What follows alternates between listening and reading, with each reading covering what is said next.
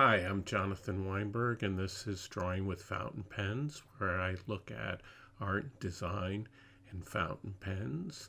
You don't have to be an artist to get something out of this channel, but you do have to like fountain pens. No, he's got a ballpoint. What he needs is a good fountain pen for more important stuff, like signing leases. Today I'm going to talk about pocket fountain pens.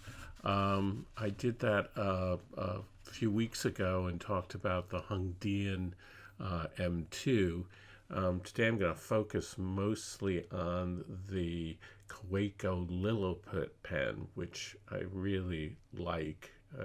I sort of came upon this just recently. It's been around for quite a while, but I always thought, oh, this is too small, but actually it's really terrific, and I love the way it's designed and the simplicity of it. Where can we go in making stuff smaller? The science of small is taking us to places we've never dreamed we'd go. In terms of drawing, pocket pens are interesting because when you're on the go and you want to sketch and you want to grab a pad and have a little bag, you don't want to have a lot of stuff, a pocket pen makes a lot of sense. But they don't hold a lot of ink typically. Most of them use cartridges. And the other thing is because they're small and the kind of nib they use, that they tend not to have flexible nibs.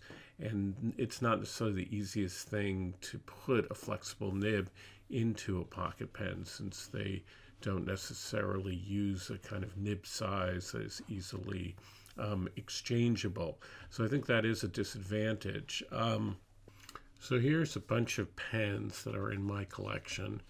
This is the Kaweco Liliput here.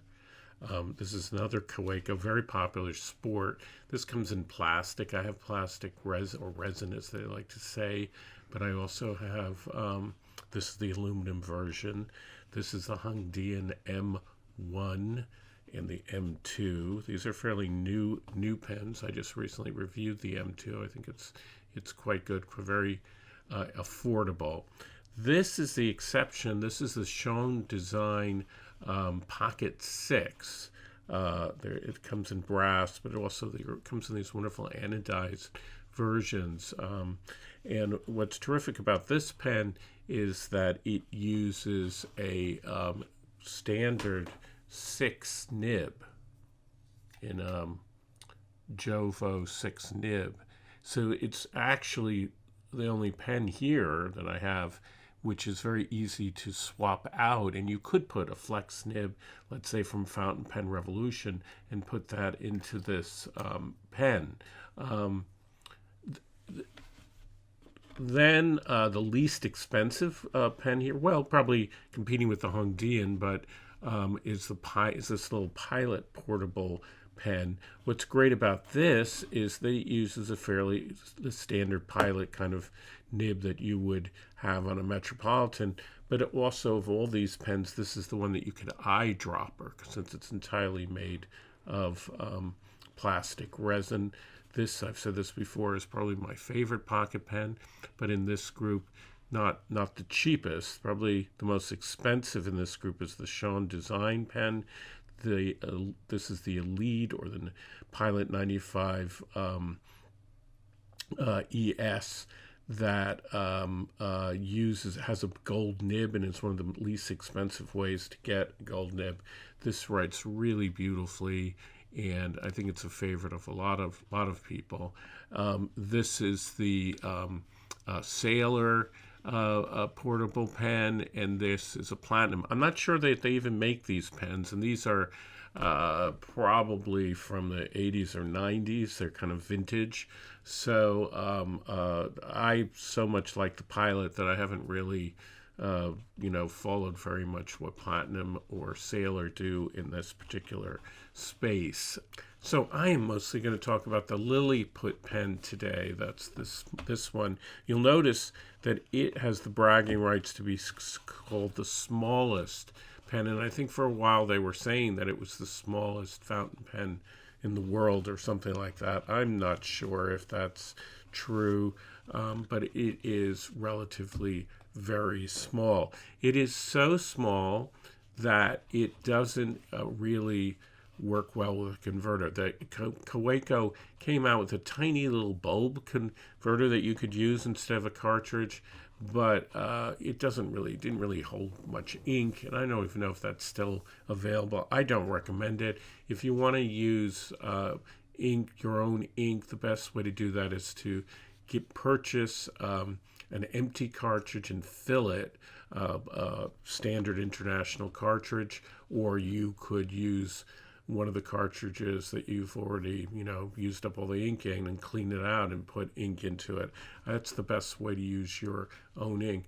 All these pens, I really use cartridges, except I would say the Pilot 95 will take a converter in it.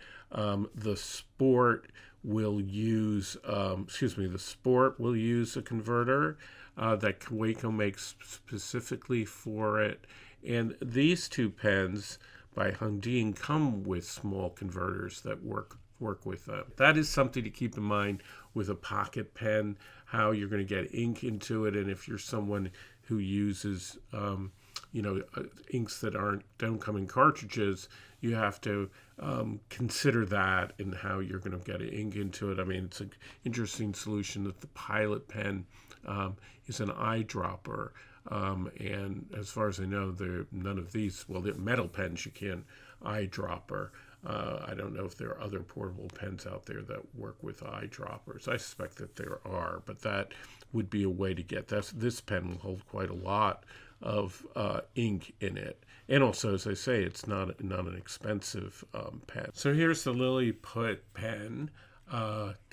Lilliput, of course, the name comes from Gulliver's Travel, and then the island that he lands on where all the tiny, tiny little people who initially tie him up, and then eventually Gulliver helps this little kingdom of tiny, tiny people. There's a wonderful 1939 Max Fleischer cartoon of that story.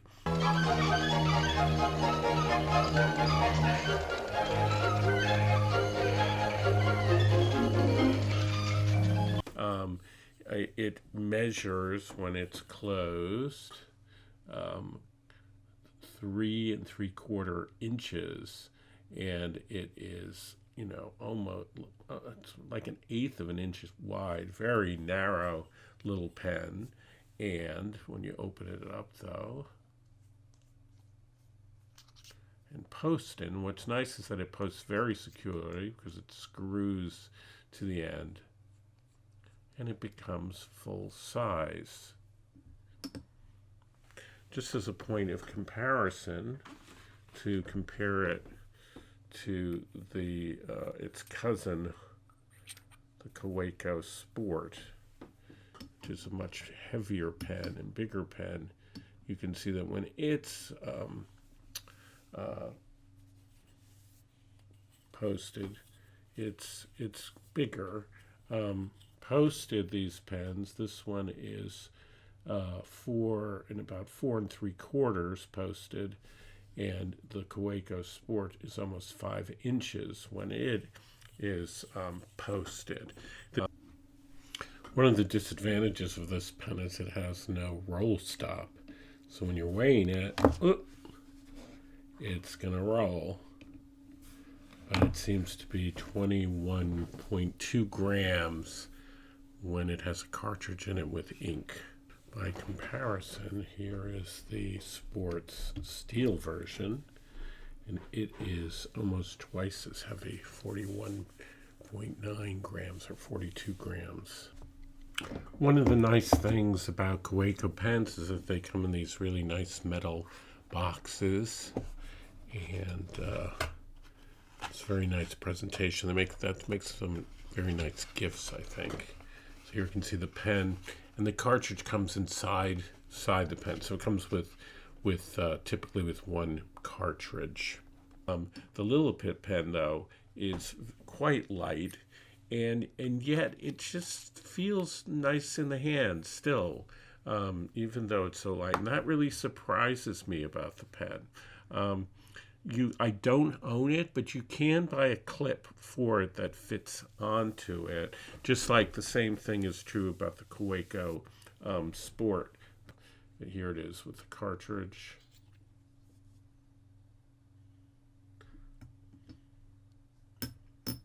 And here it is with the cap. And it's not a lot to say about this pen, but just that it's such an elegant solution, so nicely done. It feels like a lot of the Kaweco pens that it's going to last forever. According to Kaweco, this pen actually harkens back to a pen that they made out of ebonite all the way back in 1910. I haven't actually been able to find a picture of that pen, but I believe them that it's similar in size. I imagine it was bigger than this. But having it made out of this aluminum means that it's really very strong and it's going to last a long time. And I think that's a very nice feature of it. The nib, this is a medium nib, writes fairly smoothly. I've also experienced the broad nib, and I would say it's not much different, and it's not a very fat broad. The Kaweco nibs, I think, tend towards the widths tend to be a bit narrow. So keep that in mind when you're buying one of their nibs.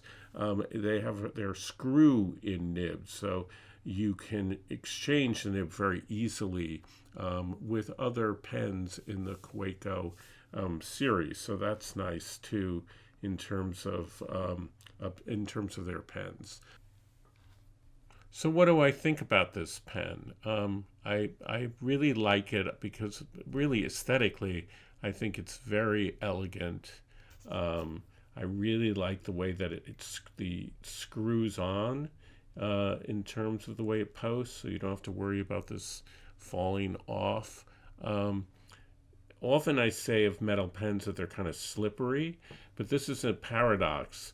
The section is small and normally would be slippery, but because your fingers or my fingers go where the threads are, it actually isn't slippery.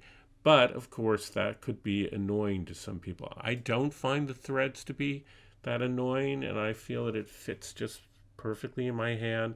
I'm not sure if this would be my favorite pen if I had to write, hours and hours for it, but for sketching something quickly, for note taking, it's just really nice, and it's sweet looking. I think it's really beautifully designed and classically designed. You can't imagine this ever going out of fashion. So I really like this pen. And it also, I should say that it comes in different colors. Like there's a green that looks very pretty. I don't own that, but that's another thing to keep in mind. And unlike the metal sports pens, it's very light. It's not super heavy, but yet you feel that it's very durable. So that I have a very positive feeling about this pen and strongly recommend it. So now I'm going to do a writing sample using the pen. And then I also did a drawing and watercolor of an amaryllis flower, beautiful red amaryllis, and really enjoyed using the pen. As always, don't forget to subscribe. It doesn't cost anything, and it's the best way to support the channel. This is the Kaweco Liliput,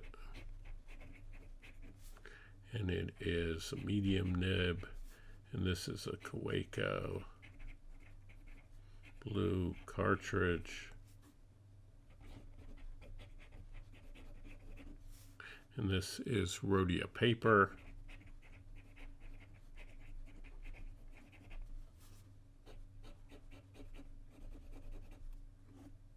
It's reasonably wet, and the nib, like all Kaweco nibs, has no flex to it really, but it's smooth with a bit of a feedback, and I think that also is typical of their nibs. I tend actually to prefer a broad to a medium with their line, but this is fine. There is some feedback.